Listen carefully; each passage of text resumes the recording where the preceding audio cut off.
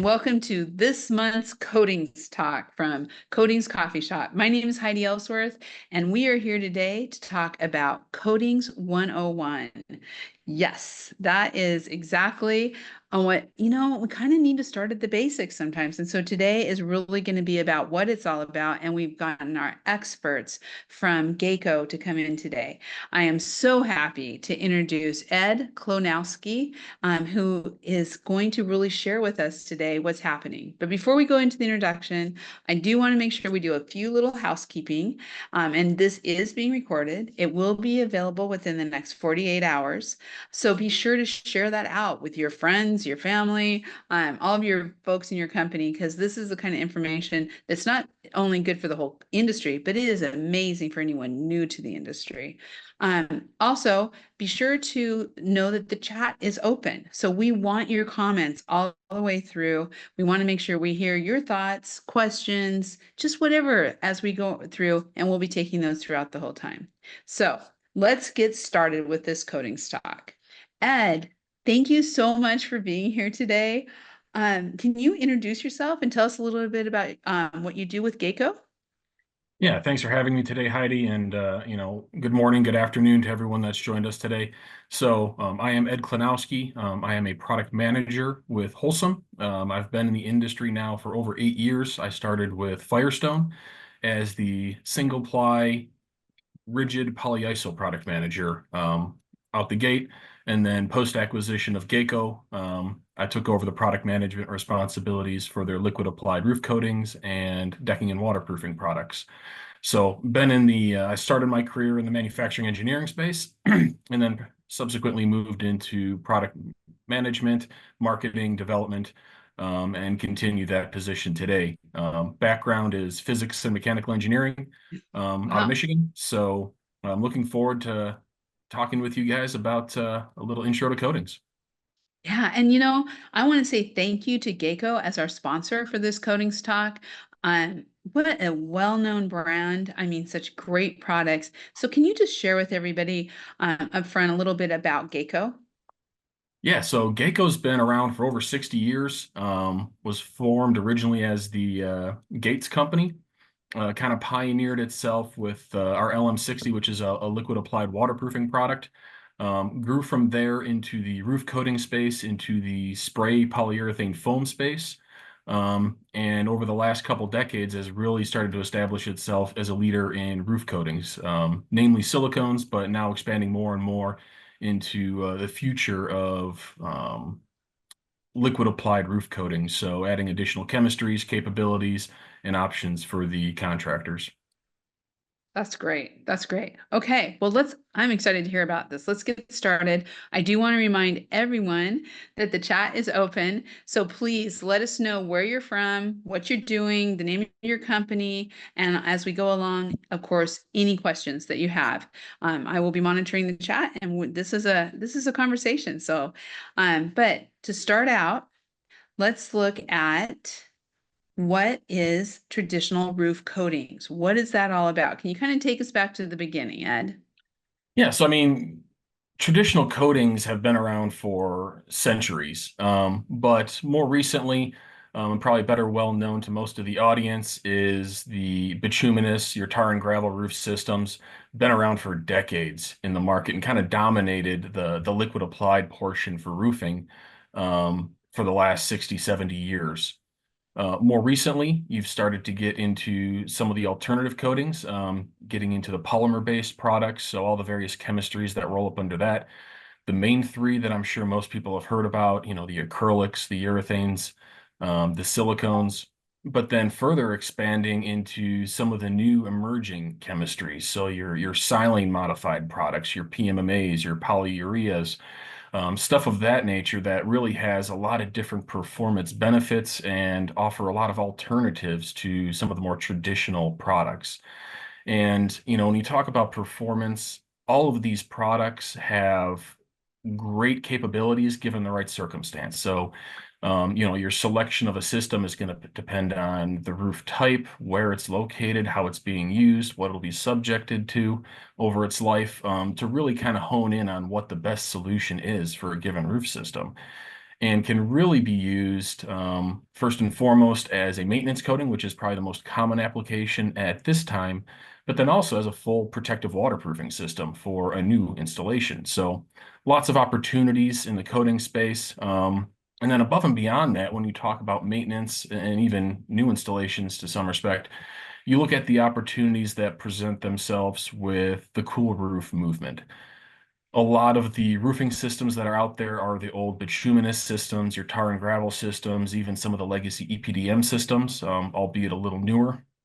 And those are non-reflective surfaces. They collect a lot of heat, and depending on the insulation of these buildings, can radiate that heat into the building below. So one of the things that some of the polymer modified coatings offer is an easy way to transition from one of these legacy systems to a reflective solution. So reflecting that UV radiation away from the building instead of absorbing it. So reducing the energy load on the building, improving comfort inside, and really helping to moderate what that internal building envelope sees over its life. So lots of options out there, lots of opportunities, and lots of places that this can readily be deployed. When you really think about the growth of coatings, there are so many reasons why, but that cool roof has really been a driver in the adoption and really the growth of white, especially white reflective. And I know you can have reflectives in other colors, but those roof solutions. Right. Yeah. So the other thing that I see really driving over the last couple decades is that what we're seeing with contractors and service and maintenance, and really how important that is to building owners and to the architectural community. I say more, I shouldn't say architectural, more to the building owner community. So let's talk a little bit about those maintenance coatings. Yeah, so one of the benefits of a maintenance coating is obviously labor. Labor has been something that's plaguing our industry for well over a decade. It's hard to get new roofers into the industry, and as such, just the available labor pool has really tightened up. And as an alternative to replacing a roof or tearing off or reskinning a roof, coatings offer a nice opportunity to re renew the roof at a fraction of the cost and a fraction of the labor. Um, when you look at an existing single ply or built up system, obviously, for any maintenance application is just that, it's maintenance. It's not necessarily a new roof. Now, they do offer a lot of benefits depending on the chemistries you go with in extending or enhancing the performance of that roof. But first and foremost, you want to start with a sound waterproof system. Whatever that legacy system is, you want to inspect it, maybe freshen up the penetrations, your seams, address any damage that may be on the roof, and you're going to repair that with like product. You're not going to do that with typically a coating. So if it's a TPO roof, you're going to cut out a damaged section, make sure the substrate's dry, and repair it with TPO. From there, then you have a myriad of options with the different coating chemistries to rejuvenate and prolong the life of that roof for 10, 15, 20 or more years. And, when you talk about costs, this can be incurred as a maintenance cost, not as a capital solution or CapEx project. So there's some benefits to building owners there. Additionally, you can change some of the performance attributes of a roof. If you're just looking at transitioning to a reflective roof, most of the reflective coatings can do that. If you're looking at maybe improving some of the waterproofing characteristics or enhancing that, depending on if you're a coastal region or you see a lot of rain, like up in Seattle, silicones offer a fantastic option there. It could be something as simple as improving some of the impact resistance. If you're in, the central US and you see a lot of hail, a lot of severe weather, urethanes offer great impact resistance. So there's various chemistries that can be used to enhance an already performing system. Not to mention the fact that by going this route, all of the polyiso insulation that you previously installed is still being used. You're not tearing it off. You're not throwing it in the landfill. That polyiso will perform for, decades without issue. It's a thermal set foam, so it's not going to degrade over time. It's not going to lose its R value over time. So it'll always be there and always be performing. So being able to reuse and enhance those systems is huge from an environmental standpoint. And then lastly, when you talk about maintenance, when you look at codes, FM and UL, You are allowed to install up to 2 roofing systems on a given roof before you have to tear back down to the deck and start new. New insulation, new membrane, so on and so forth. A maintenance coating is not classified as a new roofing system, so it allows you to continuously recoat that system and extend that length of that roof almost indefinitely. So you have, a 15-year life cycle on a single ply roof. You come back and let's say you want to reskin it. Okay, there's your 2 roofs. Going forward, 15 years later, you can apply a coating that'll get you 10 to 20 years of additional life. When that has lapsed, you can come back and coat it again almost indefinitely to prolong the life of that roof without sacrificing and trashing everything that you've already invested in that initial roofing system. So lots of benefits there, especially with classifications with FM and UL of a maintenance coating. Yeah. And, when we talk about classifications, this isn't simply applying a paint over an existing roof system. These systems are fully UL and FM tested to specific standards that are based on the individual chemistries to perform just like a single ply system would go through UL and FM qualifications for their given makeups. So, very high-end performing systems, and something that is a legitimate option at this point in time. When you're really looking at that, when I think about the maintenance and how, the service to maintenance programs that are out there right now with roofing contractors really has allowed this growth because they're on the roof twice a year. They're checking it. They're making sure there isn't moisture in the roof. They're being able to catch things before they happen. That's really, I think, been a huge addition and also to help the growth of coatings because you're there every year. So you know what's happening. Yeah, I mean, similarly, whether it's a single ply, an existing single ply system or a roof coating, if you're going up there, once, twice a year, if you have trouble spots, you can go and patch them and continue to maintain that membrane. It's very easy to go and refresh these systems on an annual basis versus letting it go for 10, 15 years and then dealing with the consequences of an Yeah. unmanaged or unmoderated system. A full tear off and into the Yeah. landfills. Yeah, exactly. So, and okay, here's one of the things. Since we started Coatings Coffee Shop last year, I've had a lot of people who have said, okay, is it roof coatings? Is it liquid applied membranes? What is it? And I think that is a big question that everyone has out there. So let's talk about liquid applied membranes and kind of define that. Yeah, so a maintenance coating in the eyes of UL and FM are designed to go over an existing waterproofing system. While they can provide additional waterproofing options and performance benefits, in the eyes of regulatory agencies, they are not classified as a membrane system or waterproofing system. Now, these same coatings, when enhanced or applied in combination with supporting products, can actually provide a waterproofing membrane. So that's where, your term maintenance coating versus liquid applied membrane comes in. So in these cases, there's typically more than one component that's used. So we'll talk about the 2 systems in a second, but you typically have either coatings that are used in combinations with fabric reinforcement, or they can be used in combination with spray polyurethane foam to form these systems. Now, it's a little more complex than your traditional maintenance coating, but is fully qualified and classified as a full membrane system. These, by contrast of maintenance coatings, do carry waterproofing certification. So, while some chemistries are better than others for ponding water, they will all form a fully waterproof system. So there's not necessarily the need for an existing system underneath them. You can install your rigid polyiso, put one of these over top, and that would classify as a system. You can do spray polyurethane foam, coat over top. That would be a liquid applied system. There are a number of options to get to this type of product. And once again, they carry the same UL and FM approvals and certifications that a liquid applied membrane does. And we'll talk about it in a second, but when you look at some of the fabric reinforced systems, if you go to a TPO or PVC manufacturing plant, they melt the polymers, they're run through a machine, a fabric is embedded in the plant, and you have a rolled good membrane that is shipped to site. Most of these systems are constructed the same, just manufactured on the roof. So once again, you have your polymers on top and bottom, you're embedding a fabric, it's reinforced. Um, so it's really the same type of system, just field applied and manufactured versus manufactured in a plant. So, these are different systems than maintenance coatings, but they are similar in chemistries and performance. Yeah.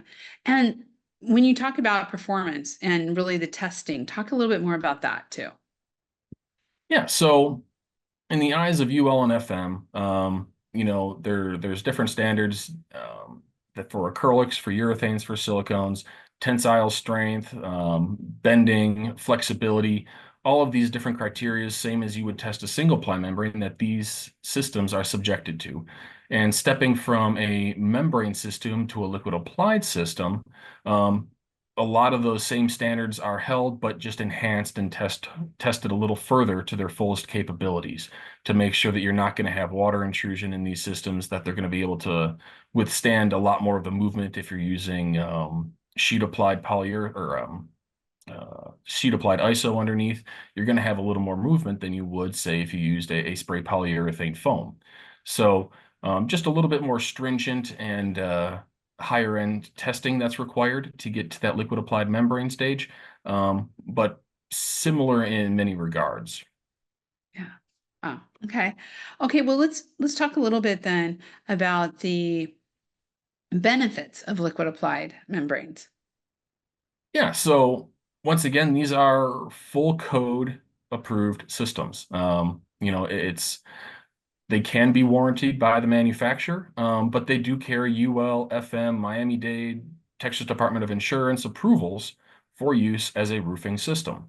Some of the benefits, now when you talk about a traditional single ply system, you have typically 10-foot rolls that are rolled out. You laminate all the seams, or you weld the seams, or you glue the seams, depending on the system. You flash around all of your penetrations. You have to weld those to the membrane. There's a lot of different junction points that need to be addressed to make sure it maintains a waterproof system. With liquid applied systems, you are creating a single monolithic sheet. Because you can manufacture it on the roof, you can pour the coating out, roll it right up to your penetration, right up to your scuppers. There's no seams. The fabric is embedded side by side, typically overlapping 4 or so inches. So you're really creating a single waterproofing sheet instead of a number of pieces that are welded and subjected to, the installer's attention to detail to make sure that there's no leaks, no gaps, no voids with these systems. So it really is a phenomenal performing system when installed, and eliminates a lot of the weak points of a traditional single ply system. And it Um, hits a lot of those code approvals it hits the through same that. code approvals. I mean, these are Yeah. tested to the same standards as single ply systems. So there's really no differences there. Um, and then, if you look at single ply systems, the number one way of installing those, once again, due to labor, is mechanically attached or induction welding, kind of a hybrid, which perform great. They're cost effective, but do not have the uplift performance that the fully adhered systems do. Now, you can fully adhere a single ply system, but it's only 20–25% of the market, whereas every single liquid applied membrane is fully adhered by nature. So you're automatically getting that superior wind uplift, which if you're in tornado prone areas or coastal areas that might see hurricanes, can be a huge advantage in the lifetime of that roof. I mean, and when you think about all the extreme weather that we are seeing, and you even mentioned earlier about hail, and depending on the formulas, how much that is able to really work well with these liquid applied systems. Yeah, I mean, you have systems out there that pass hail rating and severe hail rating for FM. So, these aren't, you're not shortcutting the performance of a roof system by going with a coating. These are very high-end, very well-performing systems. Yeah, very cool. Okay, well, let's talk a little bit about the types of liquid applied systems because we have two here, and I'd love for you to go in depth on, how these work and how people can kind of start looking at it.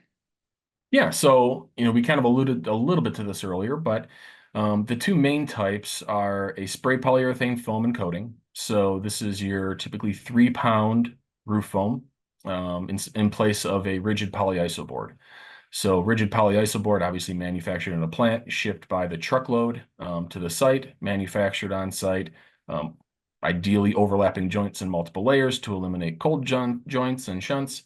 Um, the spray polyurethane foam instead is shipped in drums and once again manufactured on site with a spray rig and provides you a complete monolithic insulation layer, not that dissimilar from what you're doing with the coating. And then after that, you apply most of the same coatings over top of this. Now, with this type of system, because you have a solid monolithic base, typically you don't have to reinforce the coating. So you can use most of the common silicones, acrylics, urethanes directly over top of the spray polyurethane foam to complete your system. The other option would be a fully reinforced system. So this would be an alternative if you don't want to invest in a $100,000 spray foam rig to be able to do that on site.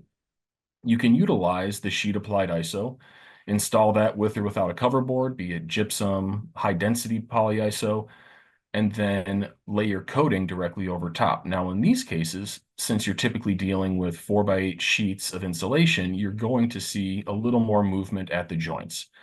And that is why most of these systems require a fabric reinforcement. So you will go and apply your first layer of coating. You will embed a scrim into it. Can be number of widths, but typically you're going to overlap the joints 4 inches. Embed that in your first layer and then top coat it with a second layer of coating. And then there's, you can go 3-4 coatings over top of that depending on what you're going for. But that provides the same type of waterproofing system as, say, a comparable single ply system. Just once again, manufactured in the field versus at a plant and then installed.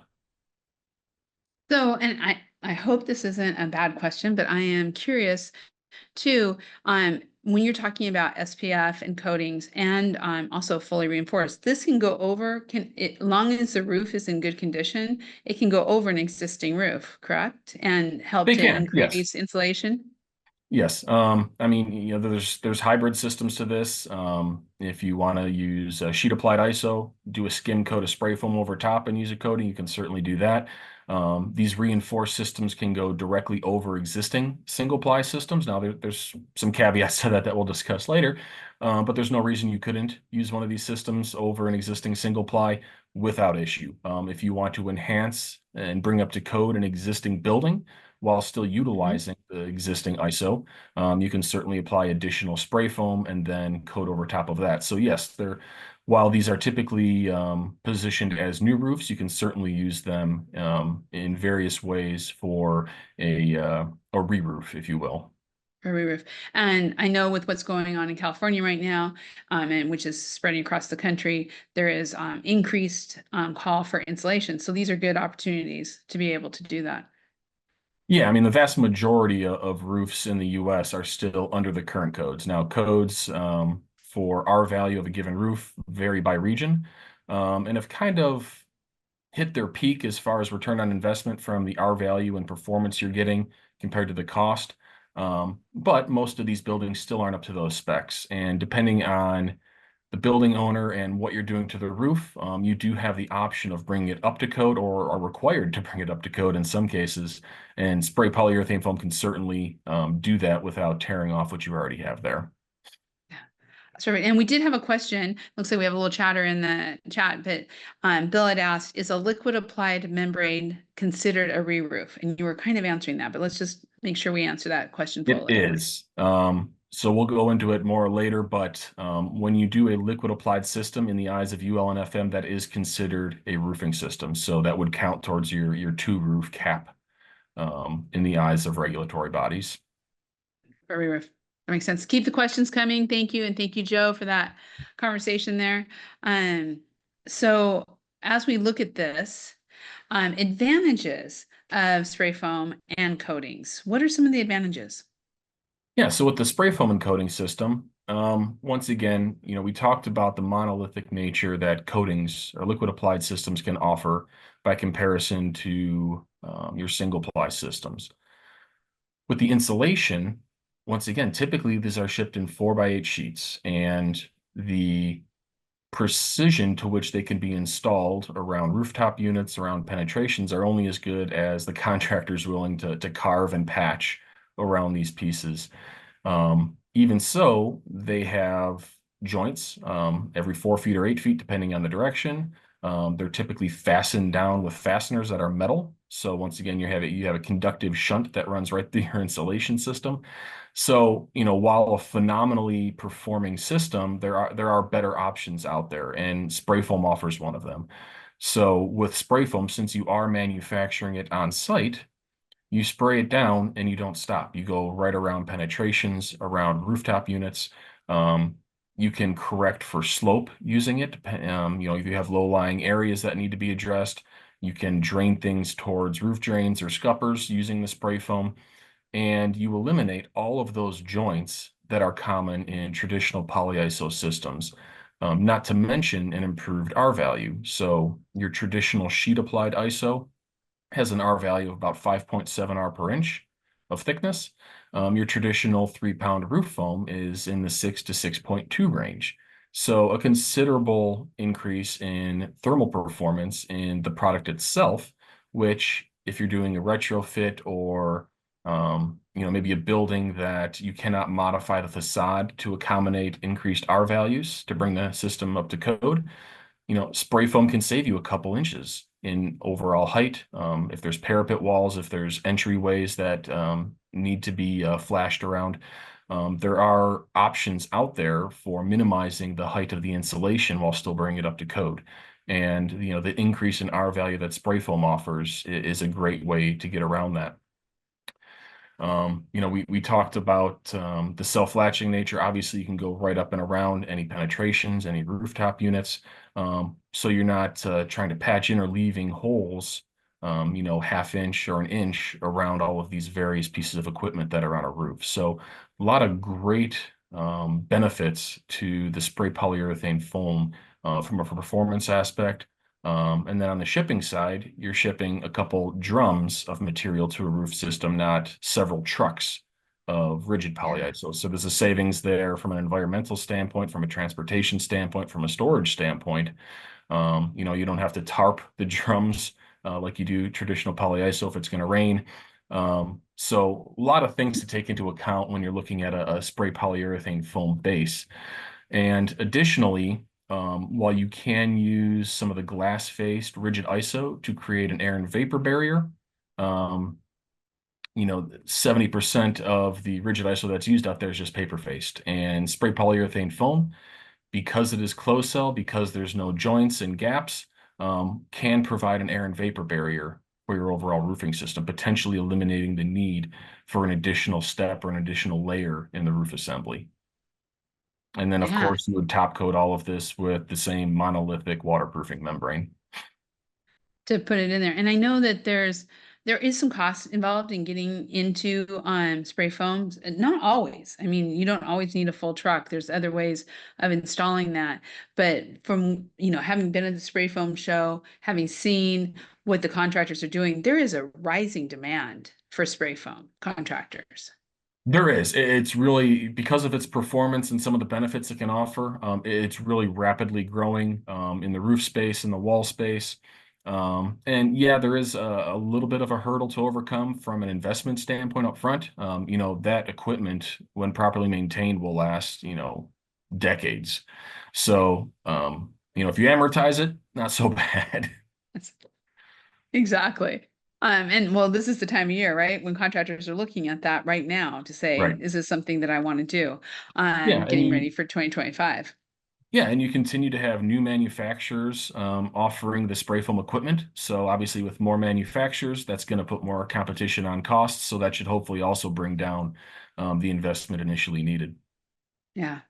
Yeah, great stuff. So let's talk a little bit about the other type of system, and let's talk about the reinforced Yeah. So advantages. so as an alternative to investing in spray foam equipment, these systems can also be used over your traditional roof insulation systems. So if you're a contractor that's looking at maybe trying their hand at some roof coatings, you can utilize the same training you've already received for installing rigid polyiso, gypsum coverboard, HD ISO coverboard, whether it's mechanically attached, fully adhered. That all installs the same and performs the same as it would in a traditional single ply system. Now, where you would change is instead of going over top with a single ply system that's mechanically fastened, induction welded, or fully adhered, you would then apply a liquid applied system. So this is where you would go and put down your first layer, reinforce it with a fabric, and then apply your second layer to seal it off. Once again, eliminating all of the seams, all of the corner patches, all of the boots around penetrations, all of those accessory pieces that are needed with single ply systems. You flash right up to it, you attach directly to it. There's no gaps, no welding, no nothing to create this monolithic system. And, once you've been trained on traditional coating applications, whether it's a maintenance coating or a liquid applied system, there's really not much difference in the application of these products. Just an additional step typically with the application of your reinforcement layer. Um, and as Heidi had mentioned earlier, these can go over existing systems, just the same as a reskin with a single ply. There's surface preparation that needs to happen, as is the same in the other example. Cleaning it, making sure that you have good adhesion, and then away you go. But yeah, Yeah. a lot of advantages with the reinforced systems as well. Just utilizing the existing labor training that you have on the traditional board or sheet applied ISO. Right. And I mean, that makes sense. I think people understand that too. Because it's something even kind of it's the next step after maintenance coatings, right? Where you're kind of starting to put those Mhm. systems together. And so it's a natural progression for your crews, for your company to be able to start incorporating that. Um, let's talk just a little bit about considerations because as contractors are out there kind of going, okay, how do I add this to what are we doing here? Why should we do it? What are some considerations that they should have top of mind as they're thinking about a liquid applied systems? Yeah, so I mean the big one here is that second roof. Um, so depending on the building, if it's not the first roof being applied, like Heidi mentioned, these can go over existing roofing systems, and if you do apply it over an existing roof system, it will count as a second roof on that building. So something to be conscious of. Great performing systems, but if you already have two roofs installed, might be better to look at going with a maintenance coating instead of tearing off and starting new. So Yeah. definitely something to be conscious of. These can be applied over pretty much any existing roof systems. Doesn't matter if it's single ply, built up, tar and gravel. There's options to apply these systems over all of those existing roofs. And then ultimately, the sustainability option. We talked earlier about the reflectivity transition. If you're going from an EPDM, a modified, a built-up roof, to something reflective, great and easy way to do that. But most importantly is really looking at not having to tear off the existing system that's there. There's tons and construction waste makes up the biggest landfill utilization of anything out there. And if we can reuse the existing ISO and any existing waterproofing that's already in place, it's a huge deal when you look at the number of buildings and the number of roofs that we're doing on an annual basis. So Mhm. huge sustainability play when you look at using either a maintenance or a liquid applied system in place of a re-roof. Yeah, and Wholesome is so well known for sustainability and for everything that's going on with sustainability. Seems to me that when you're talking to building owners, that you are going to be able to hit several different marks when it comes to sustainability or environmental product definitions. Talk a little bit about that. And I mean, obviously the picture right here is not of a white roof coating, but with white roof coatings and also just the lack of tear off, how can contractors use that as an advantage or a consideration when talking to their building owners? Well, I mean, there's definitely the cost aspect, right? You're not having to pay for replacing ISO. The time it takes to install these systems is far faster because you're not tearing off and redoing everything from the ground up. Depending on the building you're in, it's a lot less noise inside if you have to close the facility to have this done. Obviously, it's a huge benefit to be able to apply a new system over top of an existing one. Um, Labor, we talked about the lack of labor in market. You can do this with a much smaller crew and much faster than installing a full new system. So time savings, labor savings, cost savings, the environmental benefits we talked about earlier. These can be a lot more forgiving in application ranges from a temperature perspective compared to depending on if you're fully adhering a single ply system. There are coatings out there that offer a broader range of application temperatures than a lot of the adhesives can. So there's just a lot of benefits to the building owner that can be pushed from the contractor by going this route instead of a new reskin or a new roofing system in totality. Yeah, and we do have a question. And actually, hello, Ed. Ed's been here before, and he's really been in search of. So, he has said, we sold Gaco and other roof silicones for years on federal government jobs. In the last year, with Dow removing all oxime formulas from their products and Europe banning Meco, can you give us other options for our federal roofing jobs, please? Yeah, so there's two different chemistry types out there. If you're looking specifically for silicones, there's alkoxy and there's oxime. Each of which has their pros and cons. So if they're banning oximes, you can certainly use an alkoxy-based silicone. Would provide the exact same type of performance and application as your existing system. So that's definitely an option. Um, Now, if you can get around the specifications for the government work of silicones, there are obviously other coatings out there, urethanes, PMMAs, PUMAs, polyureas that can serve a similar performance benefit in those applications. Costs are going to be slightly different up and down depending on which route you go, but that would also require a spec change, which may or may not be in the cards for government work. So, speaking specifically on silicones, there is two specific chemistries out there that you can pursue. To get around to make sure you're hitting what the federal government wants. Mhm. Okay. One of the things that we haven't, I know we're going to talk about training here in a little bit, but I do want to talk just a little bit when we're talking about considerations for liquid applied systems. We really need to kind of talk about the condition of the roof too. That is incredibly important that contractors understand how to prep the roof and to make sure everything. Can you kind of go through that a little bit and just talk about how important that is?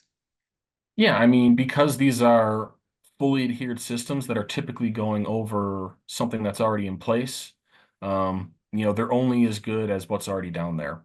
So evaluating the existing system to make sure it's a candidate for a liquid applied system or maintenance coating is of utmost importance. We talk about the benefits of a fully adhered system. If the system that we're adhering to is lackluster or in disrepair, obviously that directly affects the performance that you can expect to see from the liquid applied coating. So first and foremost, you want to make sure that the existing system is dry. If you have wet insulation that needs to be removed and replaced, the existing waterproofing system, whether it's a built-up system, whether it's a single ply, needs to be addressed, patched, repaired as needed.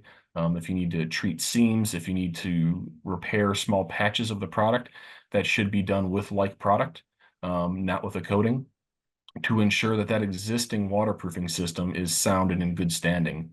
And then from there, you really need to look at the adhesion of the system. So simple pull tests with the existing material, typically you would wash the existing membrane or built-up system with a simple detergent, rinse that off. Depending on what you're applying and what you're going over, you could potentially power wash it. But you got to be careful with the base system that's in place. But those are really the main three things. You want to have a substrate that's clean and dry, that's waterproof, and that has good adhesion. And that'll dictate kind of any primers that are needed if that's the case for the existing or the top coat that you're planning on using. Great. We have another question. Thank you, everyone. Keep them coming. The new question is, do you sell Gaco in Australia and New Zealand? Um, I don't think we have any direct lines of sales over there. That said, if you can reach out to me, I can put you in touch with some potential suppliers that we have through the Wholesome broader network that can help you find some material. So Jeremy, first of all, thank you so much for coming from New Zealand. And second of all, we'll have Ed, if you could maybe put your email address into the chat so that he can get a hold of you. That would be great. And you can always, Jeremy, if you need additional, you can always Heidi at rooferscoffeeshop.com and I will get you connected. No problem. We do have a question from Philip. And it is, what is the insurance implication when applying new coatings? So most of the insurance companies are going to look at UL and FM approvals. Since most of the buildings are FM insured, they tend to follow those approvals pretty tongue in cheek. So if you're in that type of situation, most of the coatings Gaco offers, and I know there's a host of other manufacturers that offer coatings with the same UL and FM approvals, you will be able to maintain that insurance approval through FM or whoever your insurer is, but you'll want to make sure that whatever system you're applying has those approvals. And typically on your product data sheets or your install specs, it'll list out how you have to apply it and what approvals that system ultimately has with the regulatory body. So being sure to check in with your building owner and understanding what the requirements are there with what they're doing is so important. So before we kind of go into this last thing in training, I do want to just recap a little bit, Ed, on really as contractors are sitting down right now looking at 2025 with their building owners and looking at roofs, doing inspections, service and maintenance, and really kind of putting these programs together. What is some of your advice on how to position coatings, liquid applied membranes, spray foam, or everything we've talked about today? What is your advice on positioning that to the building owners for the contractors to really see a successful year to continue their service and maintenance and additional re-roofs or repairs? Yeah, so this will, depends on what we see later this year and ultimately what the economy does as we head into 2025. One of the huge benefits of these systems overall is the cost of product and the installation cost of these systems. Being able to go in and compete either over a reskin or over a new roof, you can be very competitive compared to traditional systems as you position your bids. If the market continues to tighten up, as we're starting to see now, being able to position these systems as a maintenance cost instead of a capital cost can be a big benefit to the building owner, depending on their situation. And then, the environmental aspect, depending on, the values that a given building owner has, there's a lot of advantages to reusing what you have. If you can prolong and extend that at a cost that's superior to an existing or a single ply alternative, there's a great story to tell there with the building owner. Yeah, and I think that you just hit it. Like, what's important to them? What kind of values are they following? What kind of budgets? What are they looking at for sustainability? What are they trying requirements are they trying to meet? I know there's a lot of large property management companies out there that are really looking to hit certain goals for the environment and for sustainability. So really important. We do have just a comment here. I think the government requires 2 equal products when we bid. Only alkoxy we can find is GE Momentive. So not sure. We might have to get back to you on it. I know you've been in search of, so we're going to keep asking that question unless, Ed, you have any ideas. I know there's a couple products in development that should be available next year in the Ah, epoxy space. So Okay, you heard it here. So yeah, so stay So, tuned. There will be other options outside of GE for alkoxy-based silicones. okay. And finally, you said, do you think the industry will follow Dow and eliminate Mako, a class two carcinogen, and make this safer? So, yeah. So the roofing industry in whole is not adverse to change, but they don't like change. They have a product that's worked for decades. They don't want to change anything.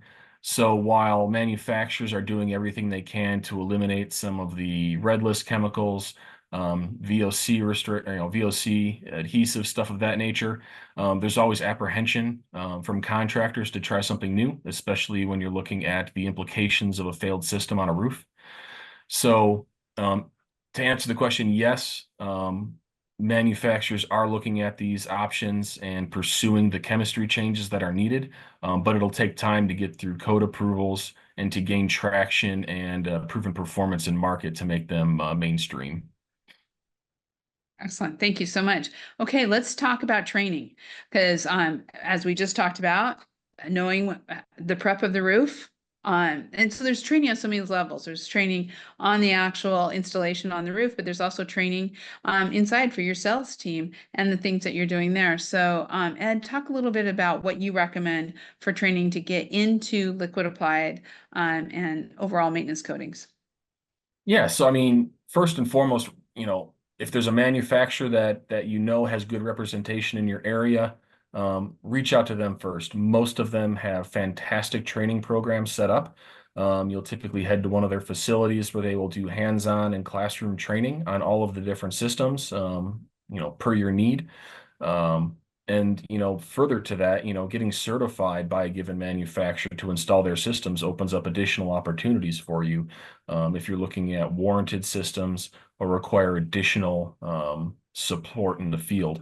Now, I will shamelessly say, I think Gaco has one of the best support structures in that perspective. Fantastic training program. We have over 40 individual area and distribution managers across the country that have all gone through this training. So they're not only trying to sell a product, but they've been trained on it. They've hand applied it on roofs, in the classroom, everywhere. They know how it applies, and they can be a great resource to anyone that reaches out to them if they're coming across an issue, if they need to know the proper way of doing something. A properly trained salesman should be able to help them, train them, and show them how these systems go down. So, manufacturers, start with them.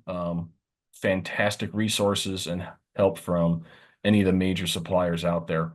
Additionally, RCMA, that's a conglomeration of many of the top coating manufacturers in the industry. So RCMA is Roof Coating Manufacturers Association. Gaco is a member as well as a number of other coating suppliers, but we continually come together and create new training programs. I think we just launched one a couple months ago, and there's plenty more in the hopper. So that'll be a great resource for you to learn additional information on product, on application, on positioning. And then, just getting in the field next to someone that's been doing it, hands-on training is worth tenfold what you would learn in the classroom, just like a picture's worth 1,000 words. Being able to sit side by side with someone on a roof that's done this, be it a sales rep, a technical rep, or a colleague that's used to using these coatings is invaluable training that will go its distance and worth its weight in gold as you're learning to apply these systems. Yeah, and I want to just first of all, let's talk just a little bit. I know you just mentioned it, but how if people want to get training in the field or in the classroom or online from Gaco, how do they go about doing that? Yeah, so you can, there's a couple ways you can reach directly out on our website. We have training information there. You could submit for classroom sessions, probably in Wisconsin is where we do many of them. We host many trainings throughout the U.S. at distribution facilities where we can bring in your whole crew, or they're just, Gaco sponsored, and anyone that's interested can come in. Or you can reach out to your local area or distribution manager. They can set up the training directly with your team if that's something you prefer. So, just reaching out via website, your area manager, your distribution manager, keeping in touch with your distributor, ABC, Beacon, any of those guys, we host regular training activities at their facilities. So, just reach out and you'll find something, no problem. Okay. If any more questions, please put them in the chat. We're coming to the top of our hour. It's gone by so fast. But I do want to kind of revisit Roof Coating Manufacturers Association. You mentioned RCMA. They do have a fall meeting coming up October 23rd through the 25th. If you are interested in, if anyone here is interested in attending, anyone can attend. You just go to roofcoatings.org. And you're going to hear a lot of what's going on, what we were talking about earlier, new chemistries, new initiatives, building codes, specifications, and we're going to have a full contractor panel there too, talking about contractor concerns and with the manufacturers, vendors, chemical companies that are going to be there during this meeting. So that's October 23rd through the 25th at the St. Paul Riverfront in Minneapolis, Minnesota, or St. Paul, Minnesota, I should say. So the other thing about RCMA, and I know, Ed, you've been really involved, is they have online classes just for overall. So if you go on there, you can get certificates by taking each class, and were put together by all professionals like Ed and all the members of RCMA to help train the industry around roof coating. So great opportunities, both in person and online, for training, along with everything else that we have. So as we kind of go through this, Ed, final, as we're see if there's any additional questions here. Oh, and thank you, Ralph, for putting that in for the fall meeting. It is in the chat. You can check that out. Last tips for everyone on this call who wants to either continue to grow their coatings and fluid applied membranes business, or want to get into it for the first time. What are some of the things that you would recommend? Yeah, I mean, it's a very rapidly growing segment of roofing. It's already 20% market share of roofing systems that are going down when you compare it against your single plies, your built-up systems. It continues to gain traction for many of the reasons we discussed today. So if you have a small maintenance area, you're looking at expanding that into full maintenance coatings, not just a patch and repair type opportunity. These offer a very cost-effective, very time-effective, very personnel-effective alternative to single ply systems that are out there. And I think if you do a little research, get in touch with your local area manager, learn more about the capabilities of a lot of these systems. I think you will come to find that these are a lot more than meets the eye when it comes to performance and longevity of a roofing system. For those that are already in the market, you always kind of find your favorite chemistry depending on your location. But I would encourage you to look at some of the new stuff that's coming out. Whether it's some bio-based chemistries, whether it's exploring some of the high build instant cure products, some of the liquid applied membranes that are starting to come out, like the PMMAs, the PUMAs. There's some interesting stuff out there that, while it might not be your bread and butter, can open some additional doors for you guys to pursue in various applications. So stay in touch with your sales reps, stay in touch with the market. Obviously, these Coating Coffee Shop talks are a huge resource for you guys. Just having all the manufacturers on here talking about what they're seeing in the market, what's new, what's changing. You'll keep a good pulse on what's happening and continue to open more and more doors for you and your business. That's great. Thank you, Ed. And thank you, because this is it is so great to be able to have these conversations and share this and really look at the future and what we're bringing to it.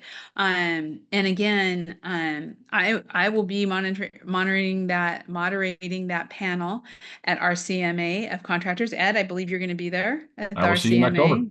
In October. And we will always, as always, have another Coatings Coffee Shop or Coatings Talk next month. So every month we're having these kind of conversations. I want to say thank you to Joe and Lisa and everyone on here who is on, and Jeremy.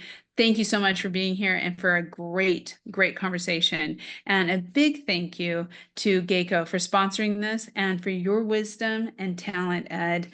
Thank you so much for sharing it with everyone today. Thank you for moderating, Heidi.